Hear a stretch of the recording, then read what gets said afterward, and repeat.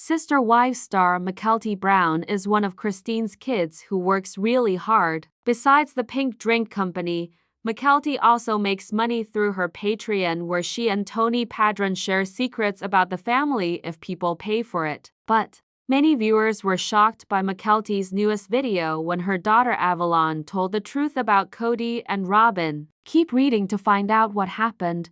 Sister Wives Kody Brown's shocking claims about Kody. Kody has said some really surprising things about Kody over the years, especially about how he treats Robyn better than everyone else. The Sister Wives star has called out Kody before for blaming everyone else instead of himself when the family has problems. One of Kody's newest complaints was also about how Kody started pushing away his older kids since they moved to Flagstaff. She said that he was around even less after Garrison died. Almost all the Brown kids never post anything about their dad, even on big holidays or birthdays. But other fans think Kody's daughter Avalon may have ended all the questions about what Kody is really doing for his kids and grandkids. Kody's daughter Avalon tells the truth about Robyn and Kody. Some Sister Wives fans on social media talked about Kody Brown's recent Patreon video where she and Tony watched the first episode of the tell-all. But what caught everyone's attention was when Avalon walked into the room and started talking about her grandparents using the special names she knew them by. According to the poster, Avalon called Christine Oma. She also called Janelle her grandma. Avalon from Sister Wives TLC, source from Reddit. But what shocked them was when Avalon barely said anything when she saw Robyn, which might mean that she didn't know her. Avalon then said, "Robyn is my friend," even though she doesn't remember her name. This shows that there's no special connection between them. Many were also shocked when Avalon saw Kody and had to try and remember who he was before calling him grandpapa. She also asked what his name was, which hints that she doesn't know him, just like Robyn. This reminds me of that scene where Avalon happily hugged one person but wouldn't hug another. It also makes me think of the scene where she was lost and Janelle found her. Robyn is fake, so she probably thought Kody was unsafe when she moved. Lol. My mom is the queen of "if you only lived closer," meaning no talking with me or kids unless I go there. Maybe they call Robyn a friend because the truth is too hard for a kid her age. That doesn't seem terrible. At least it's a nice word. I have a student who calls his dad's wife La Bruja, so at least it's not that. She literally said grandma. I don't see how that's different. Christine's mom was Ma and she wanted to be Ma to her grandkids. Sister Wives Kody Brown's shady comments about protecting his children. This wasn't the first time Kody Brown got into trouble about his kids and grandkids. Last month, the Sister Wives star showed up in a cameo video where he gave advice to a customer about kids. According to Kody, a person should always protect their children from older children who come from a different spouse. Kody's words made a lot of people upset because he was definitely talking about his own situation. Some said it might be what Kody and Robyn are doing for their children, which is why they're not as close to their stepbrothers and sisters from the other ex-wives. Sister Wives Janelle Brown finally tells the truth about Kody and Robyn. Sister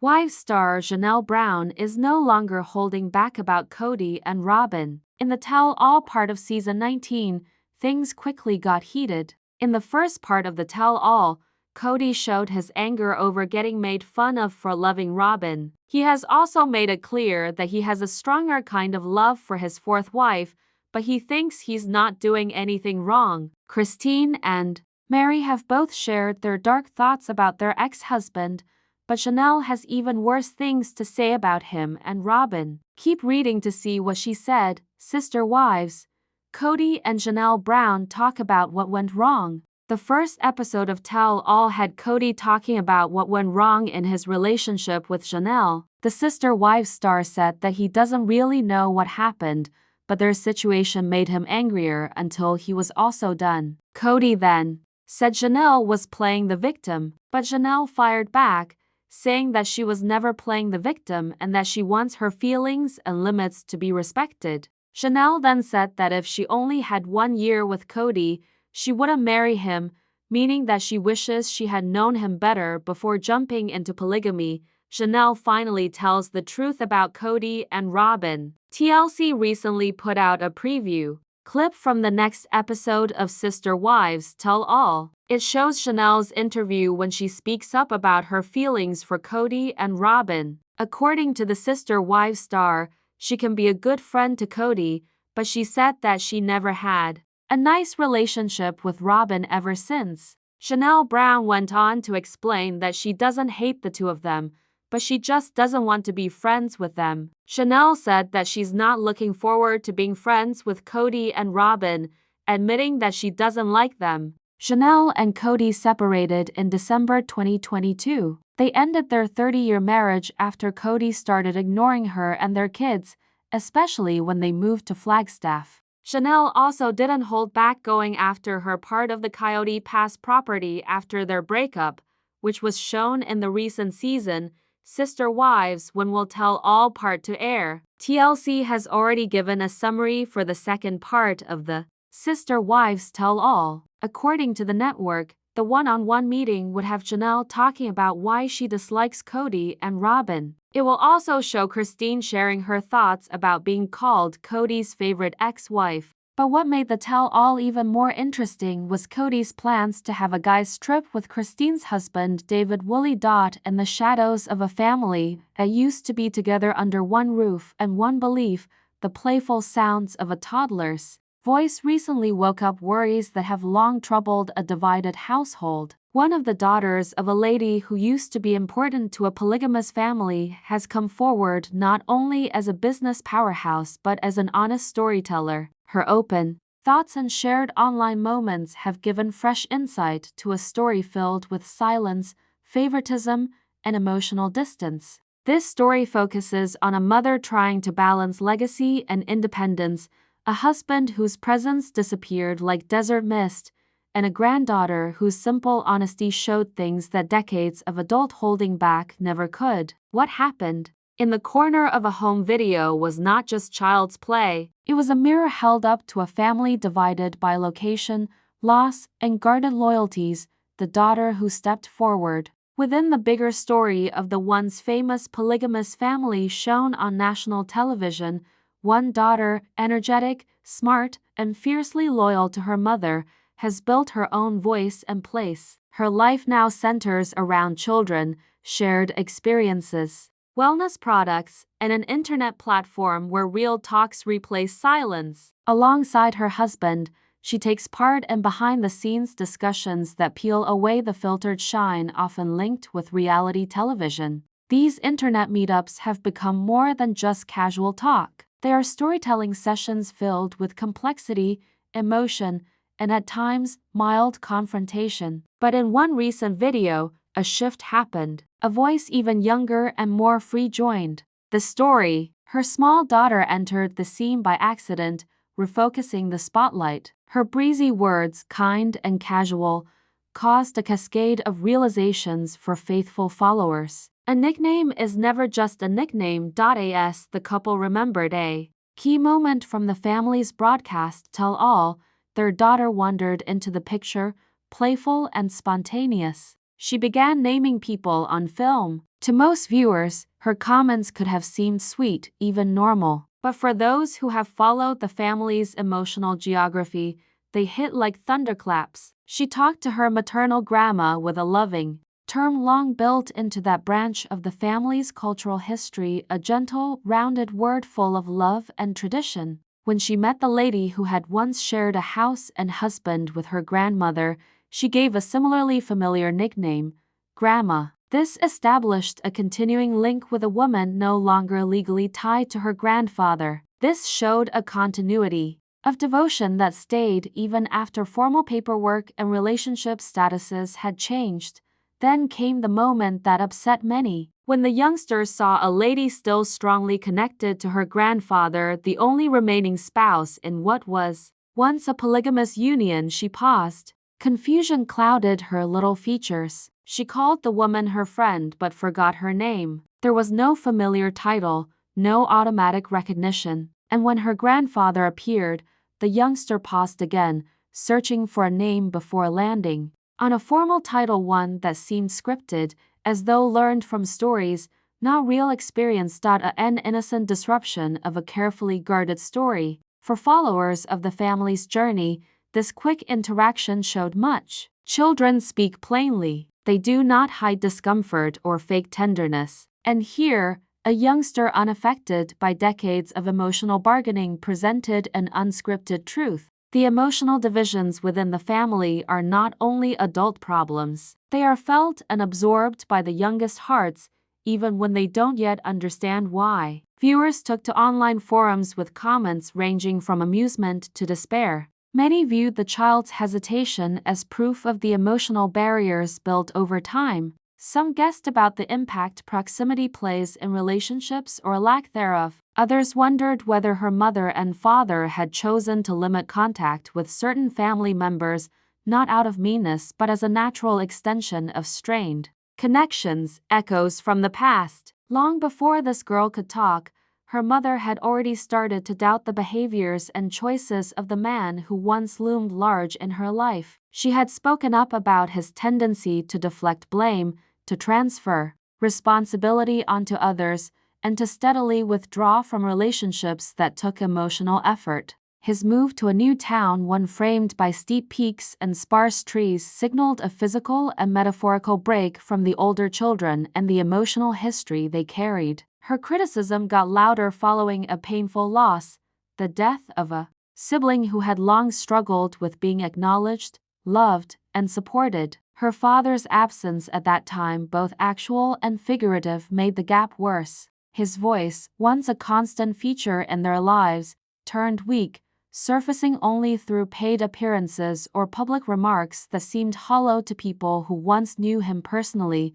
The grandfather who became a stranger. When that small child looked at her grandfather's face and struggled to find a name, the moment went beyond discomfort. It was symbolic. This wasn't only a forgotten name, it was a reflection of presence or the absence of it. For a father who once ruled over a huge family with pride and power, the inability of a granddaughter to recognize him struck an emotional chord. Some could argue that time and distance inevitably weaken recognition, but some saw the event as a deeper commentary on decisions made and connections neglected. Emotional currency, after all, is not inherited. It is earned and cultivated. On the other side of this silent split, the child's familiarity with her maternal grandmother and the other lady formerly in the family revealed where emotional investments had been made. Hugs, visits, bedtime stories, these form memories. They anchor names and develop affection.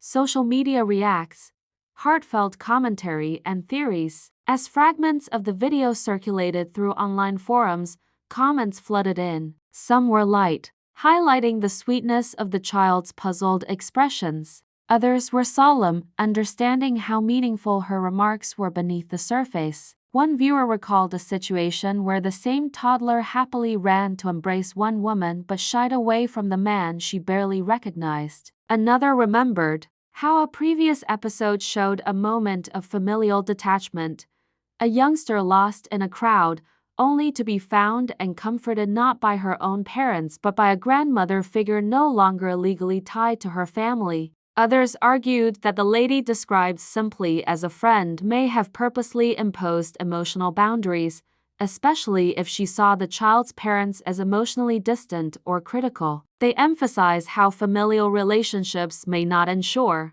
connectedness, especially when individuals chose selective involvement, from cameos to cold advice. Not long ago, the child's grandpa appeared in a personalized video message, delivering counsel that raised eyebrows. He spoke about protecting one's children from the impact of older children from different partnerships, advice that felt disturbingly specific. Many saw his statements as coded references to his own family, whose offspring from multiple partners now live very different lifestyles. For the mother of the child, these comments felt like a continuation of a long-standing pattern, separating, othering, retreating. Her own lived experience and now her daughter's modest discoveries presented a cohesive picture, the price of selective memory. This story is not about casting villains or victims. It is about how families change, sometimes together, sometimes apart. It is about how the smallest voices often convey the loudest truths. And it is about how memory, love, and legacy are established not through titles or DNA but through presence, attention, and constancy. As this family continues to bloom in public view, one thing becomes clear: the children and their children are watching, they are absorbing, they are remembering, and occasionally, they are communicating in murmurs, in uncertainty, in startling clarity. The setting was set for what many believed to be a typical exchange of pleasantries and well-chosen words. But instead, a storm of truth rolled in, unexpected and brutal. Amid bright lights and reflecting couches, a lady formerly firmly rooted in the rhythms of plural marriage stood forth, not with malice, but with honesty honed through years of silent observation and hidden frustration. What emerged was not simply a story but a reckoning. She had lived for decades in a structure that demanded the suppression of individuality in favor of the collective, where sacrifice was rewarded with promises of spiritual harmony and divine balance. But when the family disintegrated and reality sharpened into clarity, so did her voice. During the first revealing talk of the sit-down interviews that concluded season 19, she laid bare a fact many had only guessed about. The man she had previously bound her life to, whose choices had echoed through every area of their joint existence, confessed amazement at their downfall. His words reflected the confusion of a man who could not fathom the changes he himself had triggered. When he spoke, his words danced around responsibility instead of contemplation. He provided irritation, as though bewildered that loyalty did not persist despite the removal of presence and affection. His partner's response, however, did not replicate the ambiguity. She reacted with clarity. Never one to create herself as a martyr, she immediately pushed back against the notion that she was playing a part of the wronged. Her focus was on honesty, on claiming space for her feelings and wants. Boundaries, she stressed, were not weapons, they were shields long overdue. She mused on how different her life would have been had she witnessed the full measure of the man sooner. Her voice did not shake with hatred, rather, it echoed with release. In that instant, she recovered decades lost to compromise. In a subsequent glimpse offered by the network, viewers were given a preview of a woman speaking not simply as a mother or ex-lover but as someone who had accomplished a long emotional journey. Her answer was stunning in its simplicity. She could stay cordial with her ex-husband, but the bridge toward deeper connection had long fallen. Of his present companion, she was more straightforward. There had never been friendship. There would never be, not because of anger or revenge, but because the foundation had never existed in the first place. There is a quiet strength in choosing apathy over animosity. For years, viewers speculated about hidden rivalries and concealed resentments, but her remarks took away the misconceptions. She did not wish them harm, she merely wished them away. Life for her had moved on, not with noise, but with purpose. Her energy was no longer focused in restoring what had never been really whole. Her departure from the shared spiritual commitment came not with fanfare but with resolve. When their home migrated to the pine-shadowed hills of their new town, something inside her changed. The estrangement became too obvious to ignore. She observed as attentiveness faded into absence, as support morphed into distance. For her children, she remained constant, but for the one who had sworn to be present, the quiet said volumes. That quiet got heavier in the aftermath of personal sorrow. The family endured an unimaginable loss, and with it came clarity. Absence, in moments of mourning, is a statement that echoes far louder than any words. In the moments when her family needed togetherness most, it was distance that answered the call. That, she subsequently said, marked the final fracture. Legal conflicts and shared assets further worsened their disintegration. The stretch of land once designed to unify them became a symbol of independence reclaimed. She chased her rightful part not out of pettiness but as a show of worth. Every acre represented a chapter of her life, and she was determined that none of it be surrendered. As the camera switched back to her during the conclusion of the contemplative interviews, she did not flinch when questioned about future friendships. Could there be peace? Perhaps, but camaraderie, warmth, connection? No, she was creating a life forward, not pausing to offer olive branches that would only be disregarded. The future continuation of the special episode promises new windows into these emerging dynamics. Another woman formerly important to the family's heart would shortly express her own perspective of what it meant to be described as the preferred former partner. And in a twist nobody predicted, the man at the center of it all disclosed he had fantasized bonding with the new partner of his former wife, a man who now stood as a quiet symbol of everything he could never be. What unfolds is no longer the story of a plural household attempting to make sense of shared fate. Instead, it is the emergence of separate paths, each lady crafting her own ending. Some endings come with flames, others come with elegance. Hers came with truth, the quiet scorching type that remains long after the screen fades to dark. Behind her collected voice and even look lies the journey of someone who was never expected to lead yet decided to, who was expected to comply but decided to talk. And in that act of speaking, she became more than a cast member. She became her own compass. Thank you for watching. Don't forget to subscribe to my channel. Get more updates daily. See you soon.